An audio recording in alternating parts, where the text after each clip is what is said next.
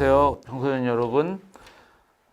대한민국 청소년 박람회 2001년도 제 17회가 됐군요, 벌써. 환경 분야에서 내일을 위한 행동이라는 제목으로 이야기하는 박병상입니다. 저는 청소년 여러분께 좀 미안한 마음이 커요. 제 아이들은 청소년 시기를 조금 넘었는데 그 아이를 포함해서 여러분들의 내일을 환하게 만들어줘야 되는데 저는 그러지 못한 세대입니다. 저보다 앞선 세대는 어떤 세대든 간에 자기 다음 세대를 위해서 모든 마음을 다해서 내일을 밝혀주려고 노력했는데 저희 세대가 좀 덜 그런 것 같아요. 자기의 탐욕에 빠져가지고 다음 세대가 누려야 될 권리까지도 차지한 것 같은 느낌, 그런 걸 받아서 지금은 여러 가지 얘기들을 합니다. 이제 정신을 이제야 차린 어른들이 지금은 다음 세대가 전 세대보다 가장 부러운 세대가 아닌가, 잘 풀리지 않을 세대가 아닌가, 그런 걱정들을 하고요. 어떤 분은 지금은 인류가 만든 인류세다. 인류세라는 얘기는 지질 이름입니다. 지질연대에서 지금 홀로세라고 아주 풍요로운 홀로세인 줄 알았더니 아니다. 인류가 이 다음 지층, 그 인류는 어떤 인류냐? 위기를 위기로 인식하지 않는 인류가 다음 세대를 엉망으로 만들어 놓았다. 그래서 다음 세대가 이제부터 어려워지지 않을까. 그래서 저는 미안한 마음이고, 미안하면서 또는 또 선동도 하고 싶어요. 가장 위기에 있는 다음 세대 여러분들이 저희 같은 기성세대에게 행동하라고, 가만히 있지 말라고 좀 따져야 되는 게 아닌가. 그래서 그런 위기의식을 저는 여러분께 전하면서 미안한 마음, 또 사죄하는 마음을 전달하고자 합니다. 자, 그래도 화면을 보면서 얘기를 해볼까요? 자, 우리는 사람들의 진화를 얘기하죠. 진화는 나아진 것, 흔히들 그렇게 이해하는데 저는 생물학을 전공한 사람으로서 진화는 나아진 게 아니라 현재 환경에 얼마나 잘 적응하는가입니다. 지금 사람은 자기 현재 환경을 적응하는 데서 벗어나서 자기의 환경을 만들어 갔어요. 지금까지 지구는 46억사를 맞이하면서 대략 46살 되면서 5차례의 큰 요동을 쳤습니다. 환경이 나빠졌을 때 대부분 이산화탄소가 증가해서 지구가 뜨거워졌을 때 여러 가지 자연적인 원인 때문에 그랬어요. 화산이 폭발했다든가 지층이 크게 움직였다든가 또는 우주에서 10km가 넘는 거대한 운석이 떨어졌다든가 그런 일 때문에 그 지구는 얇은 지층으로 되어 있는데 요동을 쳐서 지구는 그 이산화탄소가 분출을 했고 당시에 살고 있던 생물종의 대부분이 사라졌던 일이 5번에 걸쳐서 있었어요. 하도 빨라서 미처 대비할 틈이 없었어요. 생물들은 바뀌어가는 환경에 적응할 수 있는 틈이 없었던 거예요. 그래서 당시 살고 있던 생물종의 약 70%, 생물 개체의 거의 대부분이 사라졌던 역사가 5번 있었습니다. 가장 최근이 6,500만 년 전 공룡이 차지했던 그 지층이 갑자기 사라졌는데 그때 얼마나 빨랐는가? 대략 10,000년 정도라고 해요. 근데 사람은 10,000년 전, 사람은 글쎄 언제 태어났는지에 대해서는 의견이 분분한데 대략 지금 여러분들이 보는 이 화면 같이 4발로 기어다니다가 2발로 턱에 된 것은 불과 한 100만 년 전, 길게 잡아서 100만 년 전쯤 됐다. 그때부터 인간이라고 볼 수 있냐에 대해서는 이제 여러 가지 설이 있지만, 만 년, 10만 년 전이라고 얘기하는 사람도 있습니다. 어떤 문명의 흔적이 있을 때서부터 사람으로 하자. 그렇다면 10만 년 전이라고 보는 게 좋겠다. 얘기하는 사람들이 있는데요. 그 사람들이 최초로 환경을 바꾸기 시작했어요.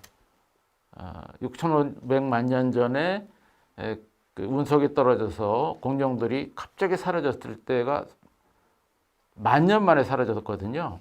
그 10,000년 뒤에 거의 6,500만 년 동안에 서서히 환경이 바뀌어가면서 다양한 생물들이 늘어났어요.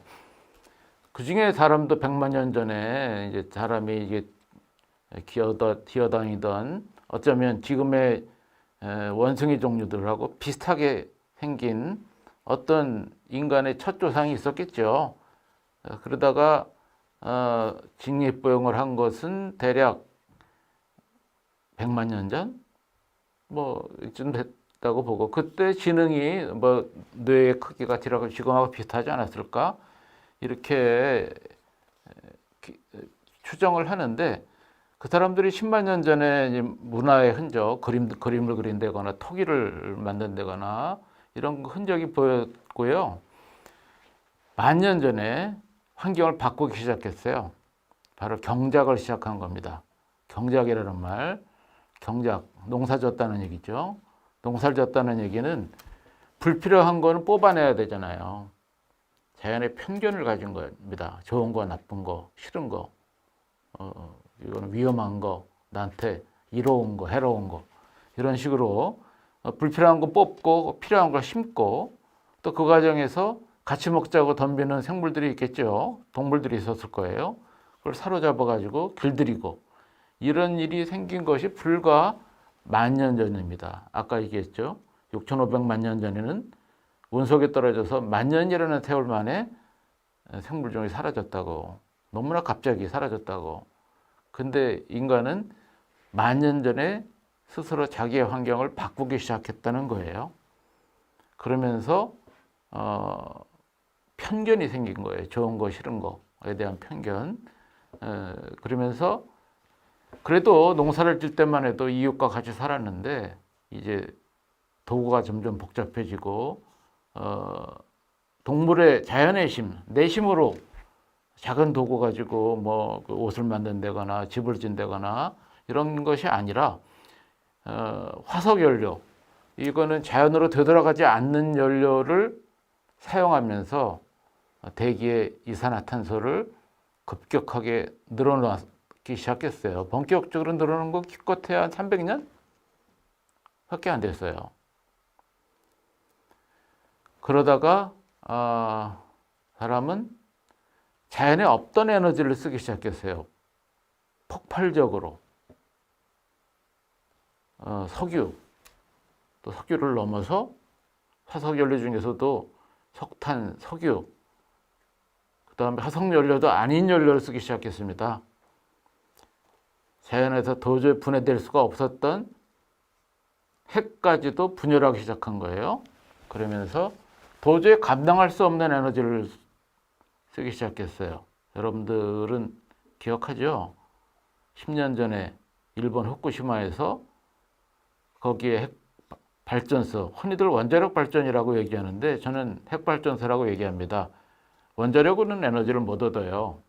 핵을 분해할 때, 핵이 분열될 때 에너지를 얻기 때문에 핵에너지라고 봐야 됩니다. 그거를 리아스식 해안이라고 여러분들 들어봤는지 모르겠어요. 리아스식 해안은 자연이 수억 년 동안 바다가 자연에 의한 공격을 받고 그러면서 가장 안전하게 형성된 해안이에요. 그거를 인간의 과학기술이 10,000년 전에 자연의 편견을 갖기 시작하면서 오만해지기 시작한 거예요. 그러면서 인간의 이 정도 과학기술이면 자연을 충분히 정복할 수 있다.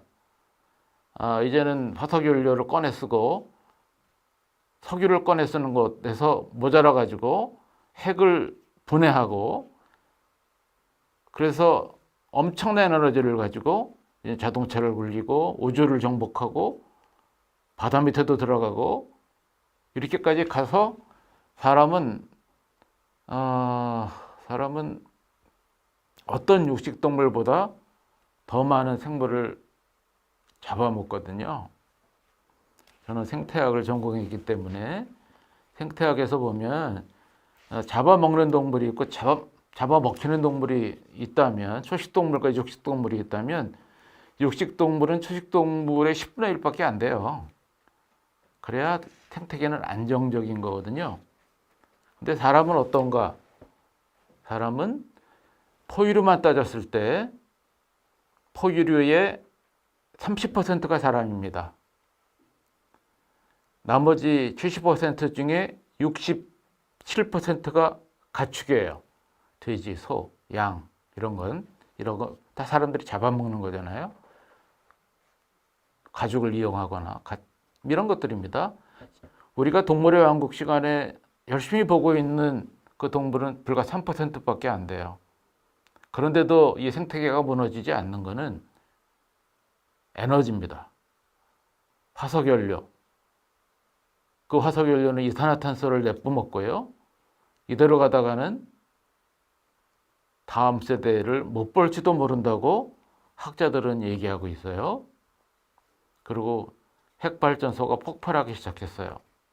어마어마한 경고가 왔고요. 저는 코로나도 그 경고 중에 하나가 아닐까? 이렇게 생각합니다. 이렇게까지 왔는데도 정신을 못 차리고 있는데 우리는 여전히 더 많은 것, 더 빠른 것, 더 큰 것을 원해요. 그런 걸 차지하고 있는 사람, 군림하는 사람이 멋져 보이죠.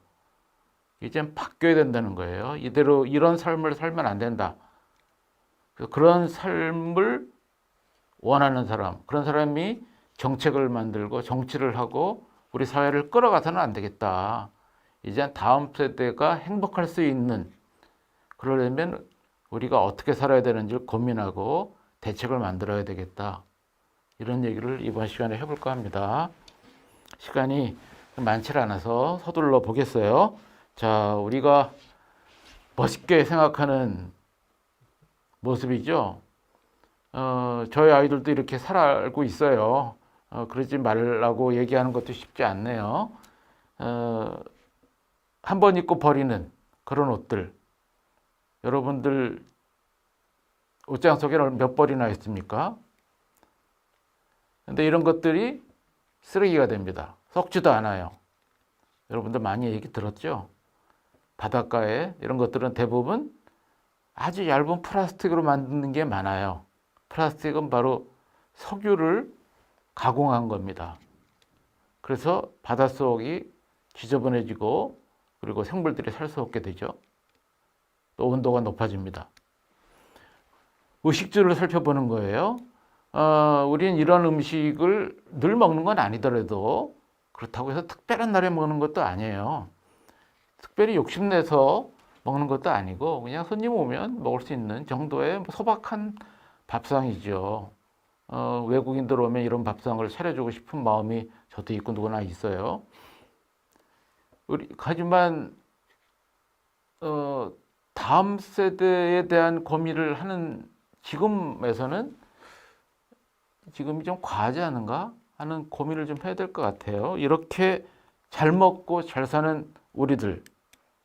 그런데 우리나라만 볼까요? 우리나라는 우리가 먹는 음식의 4분의 3을 외국에서 수입합니다.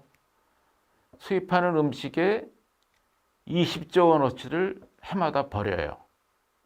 20조 원. 잘 상상이 안 되죠? 1인당 가구당 한 20만 원? 그 정도도 될 것 같은데 그렇게 사실 버리지 않아요. 사실 저 음식은 내가 버리는 것보다 가공회사에서 훨씬 더 많이 버립니다. 집에서 버리는 것보다 70배 정도 더 버린다고 하죠. 그리고 우리의 집, 저는 지금 보고 있는 여러분 그림은 제가 살고 있는, 저는 인천에 살고 있습니다. 저희 집 베란다를 보면 송도 신도시가 한눈에 보이죠. 저걸 멋있다고 해요. 여긴 자동차 광고의 메카라 그러죠. 하지만 저긴 갯벌이었어요. 과거엔 이런 곳이었어요. 갯벌이 아닌 곳, 지금 막 아파트들이 돋아나는 곳들을 보면 저는 아파트를 짓는다고 생각하지 않고 돋는 것 같아요. 그런 걸 보면 과거에 이웃들하고 같이 정을 나누던 곳이었어요. 우리 집에 살고 있는 할머니가 계시면 할머니한테 드릴 연실을 곱게 감춰놨던 분이 가게를 하셨는데 지금 그런 가게들은 볼 수가 없어요. 저는 저희 옆집에 누가 사는지 지금 2년이 넘었는데도 모릅니다. 위아래 집은 뭐 전혀 모르고요. 그런 사람들이 도시에 몰려 살아요. 우리나라뿐만 아니라 전 세계에 좀 잘 사는 나라들이 그렇습니다. 도시라는 거 전기가 필요하죠. 그리고 물이 필요합니다. 그 물은 멀리서 갖고 와요. 가스가 필요하고 또 쓰레기들은 다 멀리 내보내야 됩니다. 그러니까 도시를 위해서 희생돼야 되는 것이 필요하다는 거예요. 그러니까 우리나라와는 좀 다르지만 이런 도시가 커지면 커질수록 소외되는 사람들이 많죠. 여기는 여러분들이 보는 사진은 뭐 이건 상징적인 거니까 좀 살펴보시고요. 인도, 요즘 인도 코로나 때문에 고생 많죠. 고생 정도가 아니죠. 물도 어느 지역에 공급되기 위해서 목마른 지역이 점점 많아집니다. 그리고 어느 지역은 잘 살고 멋을 위해서 살고 어느 지역은 굶주림 때문에 줄 서야 되는 이런 일이 반복됩니다. 그런 사람이 더 진화될수록 발전될수록 더 높은, 더 빠른, 더 많은 에너지를 사용할수록 자연은 헐벗게 되고 우리가 살 수 있는 공간은 그만큼 비좁아지겠죠. 그런 데를 한번 보겠습니다. 저는 기후온난화에 대한 저는 기후변화, 요즘은 기후변화라는 말을 쓰지 말자. 그보다는 기후위기라고 하자. 심지어 영국 사람들 중심으로 멸종위기, 멸종저항 이렇게 얘기합니다. 이러다가 멸종한다. 멸종하지 않으려면 어떻게 해야 되는가? 그래서 전기를 또는 화석 연료를 함부로 쓰는 산업, 여기에 문제 제기하고 또 그런 정책을 계속 만들어내는 국회에 들어가서 국회의원들에게 따지고 그런 일을 하죠. 자, 문제는 이제 저런 해변, 순천만이잖아요. 우리는 갯벌이 있다는 것이 우리나라의 큰 자랑입니다. 갯벌은 그 안에 많은 생물들이 살아요. 특히 플랑크톤이 살고요. 그중에 식물성 플랑크톤이 세계 어느 곳보다도 많습니다. 그 갯벌이 넓고 깊어요. 그리고 완만하게 있으니까 바다에서 오는 재난 오랫동안 막아줬어요. 거기에 살고 있는 식물성 플랑크톤은 산소를 생산해 줍니다. 그리고 그 안에 많은 조개라든가 이런 폐각이라 그래 폐류들이 많죠. 그 조개 껍질은 이산화탄소를 모아가지고 조개 껍질이 돼요. 그래서 지구온난화를 가장 막아준 곳이기도 하죠. 그런 곳이 많아요. 그런 갯벌이 넓어요. 그래서 우리나라는 해난 사고가 아주 적습니다. 다른 나라에 비해서.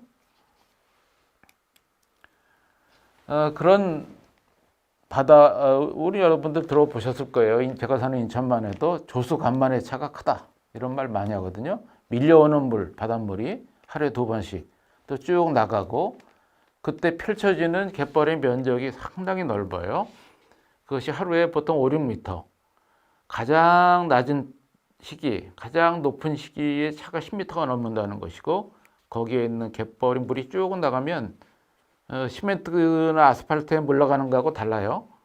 천천히 물이 나가면서 그 물이 고여 있고 그 안에 생물들이 삽니다. 저런 경관을 아마도 세계에서 저런 경관을 보여주는 갯벌은 우리나라가 아닐까. 그래서 세계 5대 갯벌 5번째로 넓고 가장 훌륭한 갯벌이라고 흔히 얘기합니다. 그래서 우리나라는 국토가 좁아도 인구는 많거든요. 그리고 산이 많아요. 그런데도 그렇게 굶주리지 않았어요. 일제 강점기 때 그렇게 많은 걸 수탈해 가도 그렇게 수탈된 나라들이 옛날에 그 약소국들이 많거든요. 그때 많이 굶주렸어요. 근데 우린 좀 덜 했습니다. 갯벌 때문에 그랬어요. 근데 그 갯벌이 매우 위험하다. 그 넓었던 갯벌. 제가 아침에 거기 가서 촬영을 한 겁니다. 저는 키도 그렇게 큰 편이 아닌데 키다리 아저씨가 됐어요. 그 정도로 넓었던 갯벌. 거길 매립해서 화력발전소가 생기고요. 도시가 생기고 공항이 생기고 나중에 또 뭘 만들려고 열심히 매립하고 있습니다. 그 화력발전소는 화석연료를 사용하고 지구온난화를 일으키죠. 거기서 끝나는 게 아니고 또 대기오염을 일으키죠.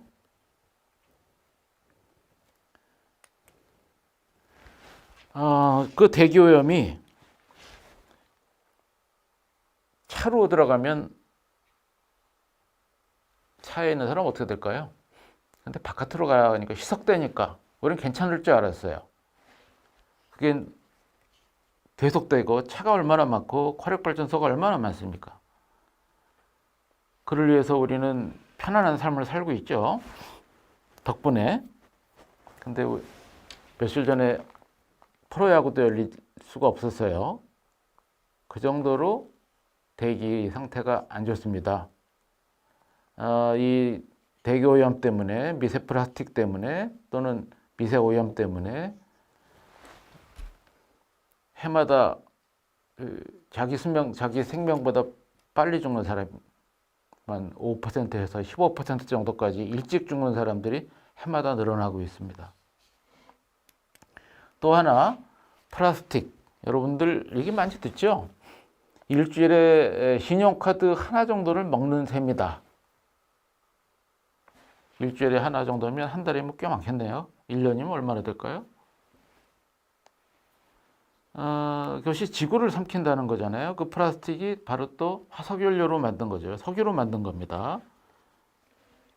그거를 어떤 학자가 분석해 봤어요. 내가 사용하는 그것도 다 화석연료니까 화석연료 이거를 전기로 따져봤을 때 내가 쓰는 전기, 우리 집에서 쓰는 전기를 합쳐서 내가 쓰는 전기 전국 평균으로 따져보죠. 1인당 사용하는 전기. 미국인들의 경우 내가 쓰는 전기를 내가 데리고 온 노예가 옆집에서 자전거를 돌려서 전기를 만들어준다고 따져보자. 내가 쓰는 전기는 내가 고용한 노예. 노예도 고용하나요? 고용한 노예가 옆집에서 자전거를 돌려서 생산해 준다고 생각했을 때 몇 명을 부리느냐? 미국은 1인당 250명의 노예를 쓴다고 합니다. 미국인이 3억 3천만 명이니까 지금 전 세계는 78억 정도 되죠. 근데 인구가 너무 많다 그러죠. 근데 실제는 미국인들은 3억 3천 곱하기 250을 해야 된다는 건데 미국인 뿐이겠습니까? 우리나라는 어떨까요?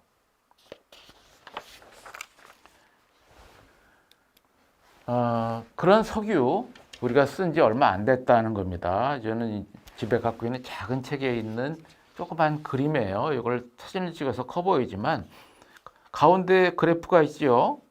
갑자기 삐죽 올라와 가지고 끝에가 살짝 지게 작다기처럼 살짝 들어갔죠. 그때 석유가 많이 나오는 중동 전쟁이 있어가지고 석유 소비량이 생산량이 좀 줄었어요. 그때를 빼놓고 또 다시 늘었다가 앞으로 줄어들 것이다 하고 예측한 겁니다. 수많은 학자들이 연구한 결과예요. 그러니까 서기 0년부터 서기 4천년까지 본 거예요. 석유는 불과 100여 년 전에 갑자기 나타났다가 지금처럼 쓰는 건 이제 몇 년 안 남았다는 겁니다. 석유가 없었던 시절에 우리 조상들도 행복했거든요. 그렇다면 석유가 곧 떨어질 텐데 석유는 상당히 중요한 자원이에요. 석유 가지고 난방과 자동차만 다니는 게 아니에요. 전기도 생산하지만 우리는 옷도 만들고 음식도 다 만들고 그러거든요. 그 석유가 떨어지면 우리는 지금과 같은 삶을 살 수가 없어요. 그래도 불행할 수는 없거든요. 불행해서는 안 돼요. 행복하게 석유 없이 살 수 있는 방법을 생각해 봐야 된다는 건데 여러분들 보여질지 모르겠어요. 저 밑에 보면 조그만 글씨가 있어요. 이 도표를 석유가 언제 생겼느냐? 우리 사용한 지 이제 200년 정도밖에 못 쓰거든요. 석유는 언제 생겼냐? 이걸 그 그래프를 가지고 처음 생성됐을 때까지 그래프를 연장해 보자. 왼쪽으로. 이 그래프 길이는 9cm쯤 됩니다. 9cm 되는 그래프를 왼쪽으로 연장했을 때 17km의 종이가 더 필요하다고 얘기하거든요. 우린 눈 깜짝할 사이에 석유를 다 쓰는 거예요. 화석연료를. 근데 다음 세대도 지금 같은 화석연료를 쓸 수 있을까? 이건 아니거든요. 그럼 우리 조상들은 화석연료 없이 어떻게 살았을까? 불행하게 살았을까요? 아니거든요. 그럼 행복하게 살 수 있는 방법은 뭘까? 이거를 저는 고민해야 된다고 생각합니다.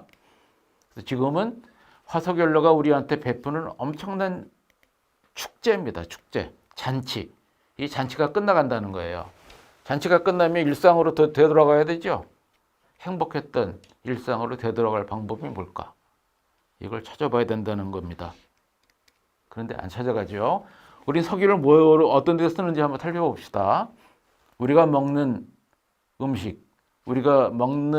음식 중에 뭐 대부분 쌀이라고 생각하는 사람들이 많지만 여러분들 집에서 밥 얼마나 먹나요? 저도 일주일 21끼 다 밥 먹진 않아요. 밥보다 더 많은 반찬이죠. 또 빵, 고기 이런 것들은 다 수입하는데 미국에서 수입하죠. 어마어마한 면적의 미국입니다. 이 사진은 어마어마한 면적에서 밀, 옥수수, 감자, 콩 이런 걸 생산합니다. 뿐만 아니지만 여기에는 석유가 없으면 도저히 불가능해요. 어느 정도 석유를 쓰느냐? 옥수수를 가지고 따지면 옥수수에서 얻는 칼로리, 영양분의 10배의 석유가 필요합니다. 저런 거대한 트랙터를 움직이고 또 수확하고 저장하고 또 남은 건 버려야 되죠. 또 이거를 전 세계로 또 운반해야죠. 이런 데 들어가는 석유의 양이 대단하다는 거죠. 이거는 좀 재밌는 사진, 슬픈 사진이죠. 이 오리죠, 오리. 오리를 쌓아놨는데요. 이거는 바로 조류독감이 돌아서 오리를 탈처분이라는 말 들어보셨나요? 더 이상 조류독감이 퍼지지 않게끔 이 조류독감이 돌고 있는 그 바이러스가 돌고 있는 지역에서 키우는 닭, 오리, 메추리들을 한꺼번에 죽이는 겁니다. 더 이상 퍼지지 않게. 근데 사실은 조류독감으로 우리나라에서 탈처분한 이 조류들이 가축이죠. 그것도 일종의. 대략 9천만 마리가 넘어요. 근데 우리나라는 1년에 9억 마리 정도의 닭을 먹거든요. 닭오리들을 먹거든요. 그 중에서 조류독감에 감염된 거는 몇 마리나 될 것 같습니까? 200마리도 안 돼요. 조류독감이 있다는 이유로 그 주변에 있는 모든 이걸 가금류라고 하는데요. 가금류를 싹 죽이는 겁니다. 비닐에다 넣어서 죽이는 거예요. 뭐 이거보다 훨씬 더 끔찍하게 죽이는 경우도 있지만 이거는 좀 인도적으로 죽이는 게 이런 모습입니다. 이것도 다 석유가 있기 때문에 이렇게 키울 수가 있는 거예요. 그리고 저도 여러분 부모님은 어떻습니까? 할아버지 할머님은 어떻던가요?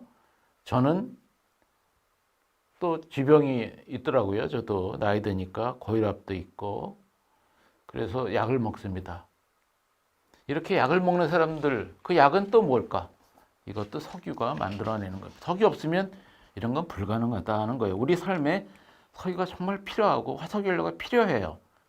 근데 너무 낭비한다는 거죠. 그러다 보니까 온난화가 옵니다. 특히 북극지방하고 가까울수록 훨씬 더 남극에 가까울수록 적도지방보다 극지방에 가까울수록 점점 더워져요. 그래서 온난화가 된다는 거죠. 여기는 그린란드입니다. 평균 3km, 높은 데는 3km 정도의 높이로 얼음이 얼어 있는데 열심히 녹고 있어요. 녹으면 여기 그걸 크레파스라고 그러잖아요. 틈에 물이 가득 차야 되는데 계속 녹아서 내려가요. 어디로 내려갈까요? 결국 물하고 이 빙하하고 땅 사이를 흐르다가 빙하가 깨지면 물로 바다로 툭툭 빠질 겁니다. 이 그린란드가 다 녹으면 아마도 학자들은 이번 세기 내에 녹을 것이다 하고 예측해요. 이번 세기 21세기 내로 그러면 이제 80년도 안 남았네요. 다 녹을 것이다. 근데 점점 빨라진다. 위급하다 하고 얘기해요. 다 녹으면 지구는 7m가 높아집니다. 지구에 있는 해수면이 7m가 높아져요. 7m가 높아지면 인천은 상당 부분 바다로 가라앉을 거예요. 서울은 어떨까요? 벌써 그런 흔적이 나타납니다. 절대 녹지 않았을 것 같은 꽝꽝 얼었던 북극 그 지방, 추운 지방이죠. 북극 근처에 있는 그 툰드라 지방이라고 흔히들 얘기하는 이누잇, 에스키모라고 잘못 얘기하는 이누잇들이 사는 지역. 여기에 땅이 녹으니까 건물이 무너져요.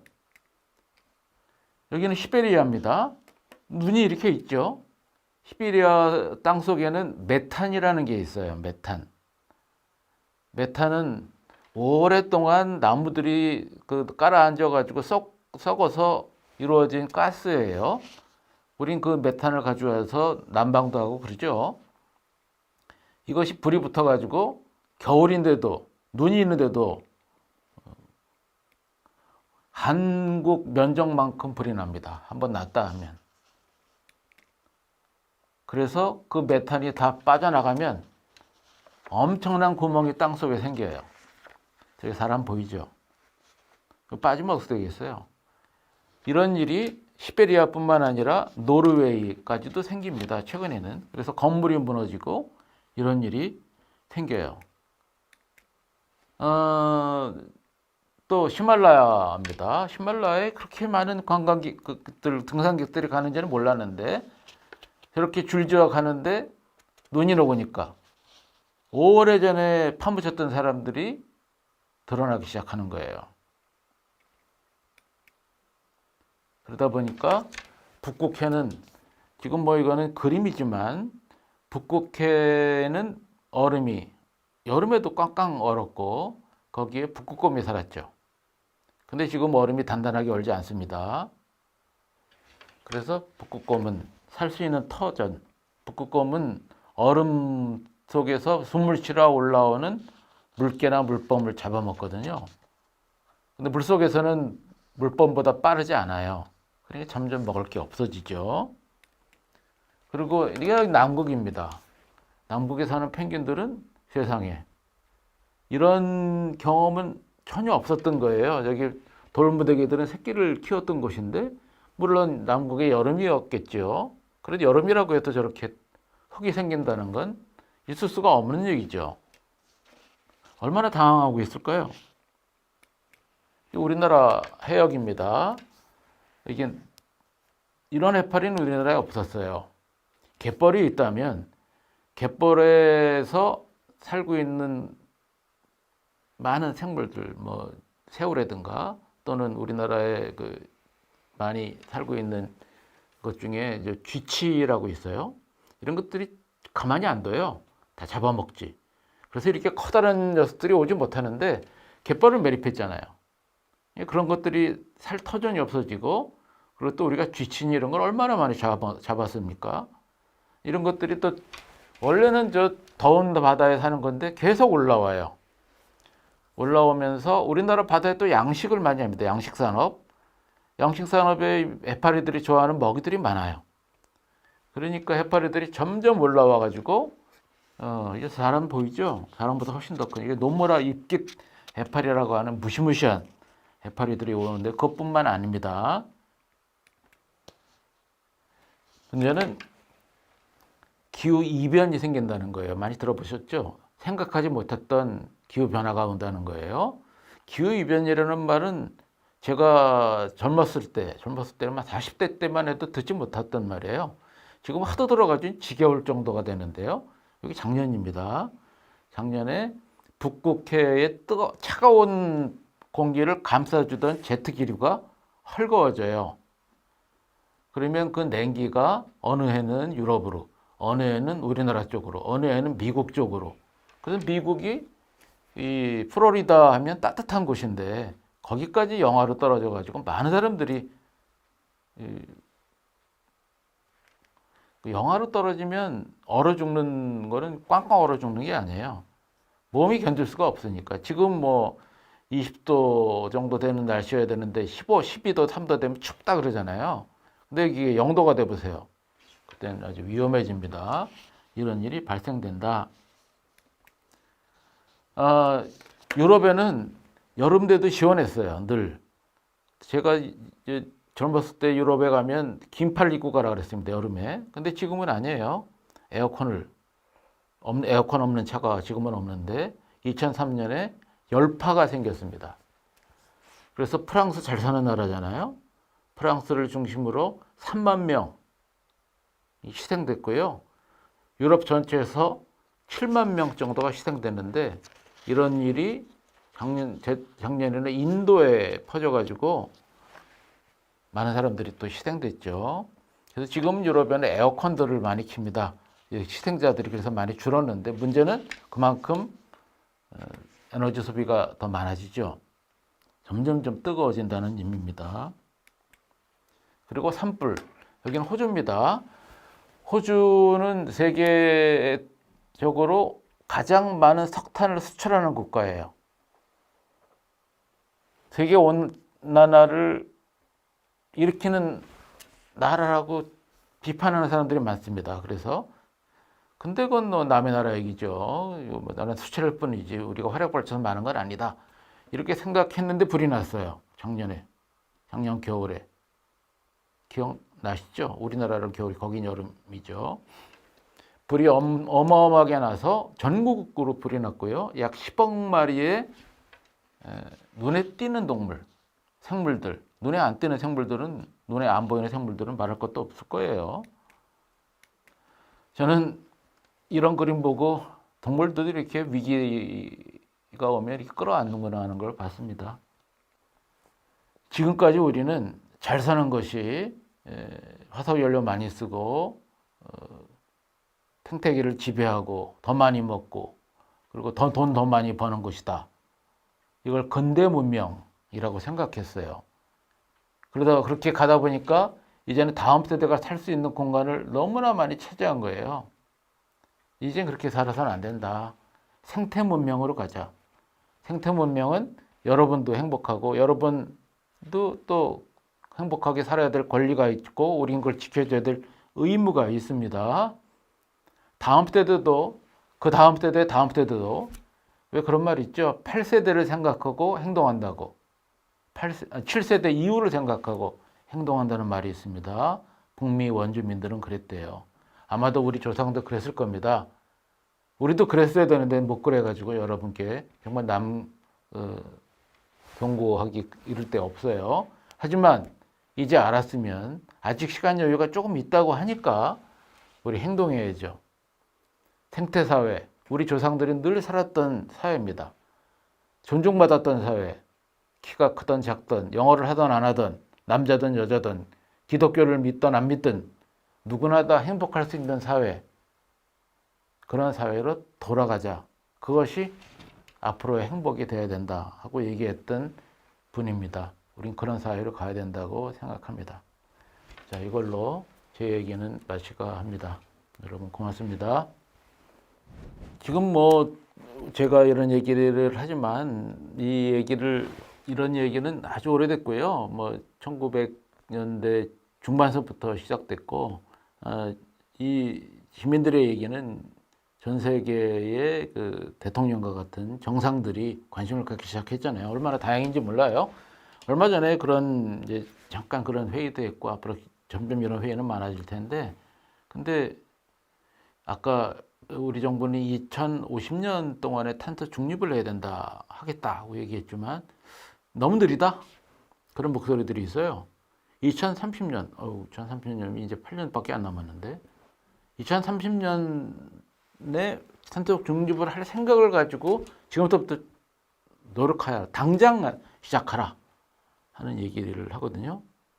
그러려면 우리가 탄소를 자꾸 흡수하는 것보다 중요한 건 덜 쓰는 것, 이거를 위해서 노력해야 돼요. 그래서 저는 이런 얘기를 대학에서도 하고 틈틈이 여러분에게 하는 건 사실 좀 미안한 얘기면서도 여러분들이 좀 행동하기를 바라고, 여러분들의 행동이 어른들의 행동으로 이어질 수가 있거든요.